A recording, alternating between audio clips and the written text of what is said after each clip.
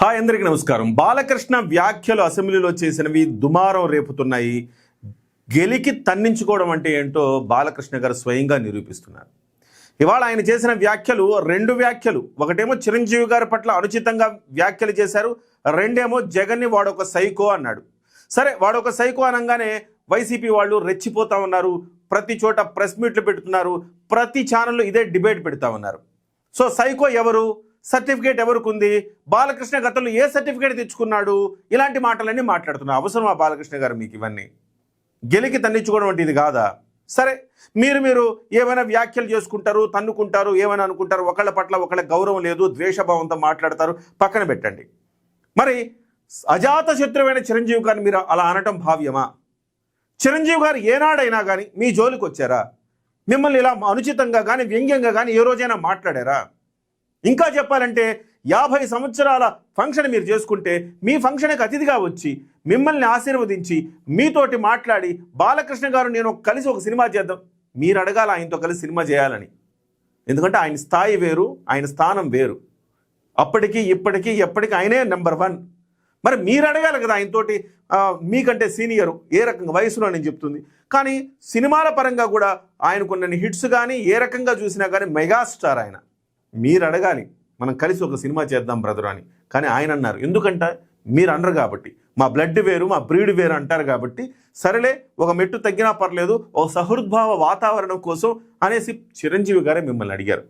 అంతటి సహృద్భావ వాతావరణం కోరుకుంటున్న వ్యక్తి పట్ల మీరు ఈ రకంగా మాట్లాడడం మంచిదా, మంచి పరిణామమా అనేది మీరు ఆలోచించాల్సిన అవసరం ఉంది. వెంటనే చిరంజీవి గారు స్పందించారు. నాపై బాలకృష్ణ వ్యంగ్యంగా మాట్లాడడాన్ని టీవీలో చూశాను. అప్పటి సీఎం జగన్ ఆహ్వానం మేరకు ఆయన నివాసానికి వెళ్ళాను. సమయం ఇస్తే అందరం కలిసి వస్తామని చెప్పాను. హీరోలతో కలిసి వెళ్ళినప్పుడు నన్ను జగన్ సాదరంగా ఆహ్వానించారు. సినీ పరిశ్రమ ఇబ్బందుల్ని జగన్కు వివరించాను అని చెప్పేసి చిరంజీవి గారు స్టేట్మెంట్ ఇచ్చారు.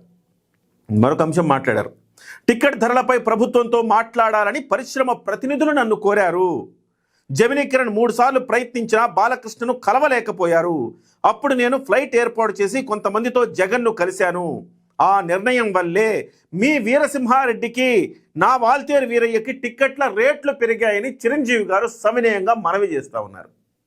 ఇది ఆయన సంస్కారం. ఇవాళ మిమ్మల్ని ఎన్నెన్ని మాటలు మాట్లాడుతున్నారు వైసీపీ వాళ్ళు, కానీ ఆయన అట్లా మాట్లాడలా. మిమ్మల్ని వైసీపీ వాళ్ళు ఏం మాట్లాడుతున్నారు? అసలు మీరు సభకు ఏ రకంగా వచ్చారు, మీరు కంట్రోల్లోనే ఉన్నారా? సో అలాంటి మాటలు మాట్లాడలేదుగా చిరంజీవి గారు, వివరణ ఇస్తున్నారు. అయ్యా, నీ వీరసింహారెడ్డి సినిమాకే నేను వెళ్ళి అభ్యర్థిస్తేనే టికెట్ రేట్లు పెరిగాయ్యా అని చెప్తా ఉన్నారు. ఉదాహరణకు అంటే చిరంజీవి గారి పట్ల మీరు తూలనాడుతూ అక్కస్తోటి ఆయన ఏమన్నా గట్టిగా మాట్లాడితే పెరిగాయని చెప్తున్నారు, ఆయన ఇప్పుడు గట్టిగా మాట్లాడారు, ఇవన్నీ మీరు మాట్లాడుతున్నారు కదా. ఒక విషయం గుర్తుపెట్టుకోండి, ఎన్టీ రామారావు పట్ల ఎవరైనా అలా మాట్లాడితే మీరు సహిస్తారా?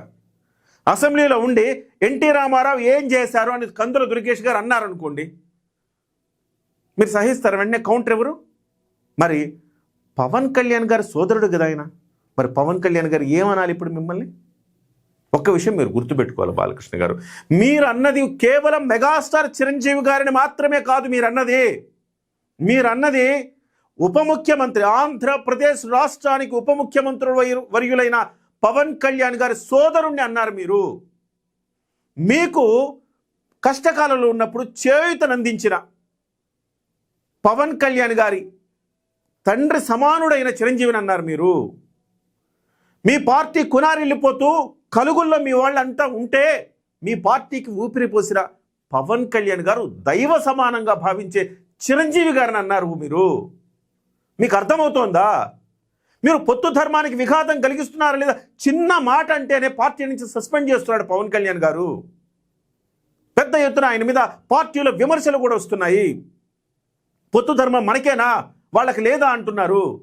కానీ ఇంత విఘ్నులైన మీరు, ముఖ్యమంత్రికి స్వయానా బావమర్ది, లోకేష్ గారికి స్వయానా మామగారు, మీరు ఈ రకంగా వ్యవహరించడం ఎంతవరకు సబబు? ఒక్కసారి ఆలోచించారా? నారా లోకేష్ గారు ఎలా మాట్లాడుతున్నారు కనీసం చూసైనా నేర్చుకోవచ్చు కదా. మా పవన్ అన్న అంటున్నారు ఆయన, మా పవన్ అన్న. ఆయన సినిమాల్లో ఒరిజినల్ గ్యాంగ్స్టర్ ఏమో ఓజీలో, కానీ ఆయన అభిమానులకు ఆయన ఒరిజినల్ గాడ్. అలాంటి మా పవన్ అన్న సినిమా సూపర్ డూపర్ హిట్ కావాలని కోరుకుంటున్నారు. ఎంత సహృద్భావ వాతావరణంలో ఉన్నారండి వాళ్ళంతా. అలాగే చంద్రబాబు నాయుడు గారు పవన్ కళ్యాణ్ గారికి ఎంత విలువనిస్తారో మీకు తెలియదా? పవన్ కళ్యాణ్ గారు రాబోయే 15 ఏళ్ల పాటు మీరే ముఖ్యమంత్రిగా ఉండండి అంటూ చంద్రబాబు గారికి ఆయన వయస్సుకి ఆయన అనుభవానికి ఎంత విలువనిస్తారో మీకు తెలియదా? అంతటి సహృద్భావ వాతావరణంలో కలిసి మెలిసి వాళ్ళు సాగుతుంటే మీరు మధ్యలో వచ్చి ఈ రకమైన వ్యాఖ్యలు చేస్తే చిరంజీవి గారు ఊరుకుంటారేమో కానీ రేపు పొద్దున నాగబాబు గారు ఒక కామెంట్ చేస్తే ఏమైపోతుంది చెప్పండి? సో నాలాంటి వాళ్ళు ఇంకొకళ్ళు చిరంజీవి గారిని అభిమానించి ఆయన మంచితనాన్ని గుర్తించి అభిమానించే మాలాంటి వాళ్ళు ఇలాగ మాట్లాడుతుంటే ఇబ్బందిగా ఉండదా? ఆలోచించాల్సిన అవసరం ఉందండి మీరు. ఖచ్చితంగా చిరంజీవి గారికి కనీసం పొత్తు ధర్మానికి మీరు కట్టుబడి ఉంటే చిరంజీవి గారికి క్షమాపణ చెప్పండి, వివరణ ఇవ్వండి. నేనేమంటున్నానంటే మీకు పొత్తు ధర్మాన్ని పాటించడమూ తెలియదు, అసెంబ్లీలో పార్లమెంటరీ లాంగ్వేజ్ మాట్లాడటమూ తెలియదు. అంటే ఇంకా మీరు ఏమనుకున్నారు? బయట ఎవరిని పడితే వాడిని కొడతారు కదా మీ అభిమానుల్ని, అట్లా అనుకున్నారు అసెంబ్లీని? వాడెవడో వీడెవడో అట్లా మాట్లాడడం ఎంతవరకు సబబండి? మీ యొక్క చంద్రబాబు గారు లోకేష్ గారు ఎంత మంచి పేరు కూటమి ప్రభుత్వానికి తేవాలని ప్రయత్నం చేస్తున్నారు, దాన్ని సర్వనాశనం చేస్తున్నారు మీరు. దయచేసి చిరంజీవి గారికి మీరు క్షమాపణ చెప్పండి, లేదంటే మెగా ఫ్యాన్స్ అనవసరమైన వాళ్ళ ఆగ్రహానికి గురవ్వాల్సి వస్తుంది. ఇది మంచి పద్ధతి కాదు. రేపు పొద్దున నాగబాబు గారు స్పందించేదాకా తేకండి. పవన్ కళ్యాణ్ గారికి సహనం ఎక్కువ, కానీ నాగబాబు గారికి ఆ సహనం లేదు. అనవసరమైన పొత్తుల విభేదాలు విఘాతాలు కలిగించిన వారు బాలకృష్ణ గారు అవుతారు అనేది గుర్తుపెట్టుకోవాల్సిన అవసరం ఉన్నది.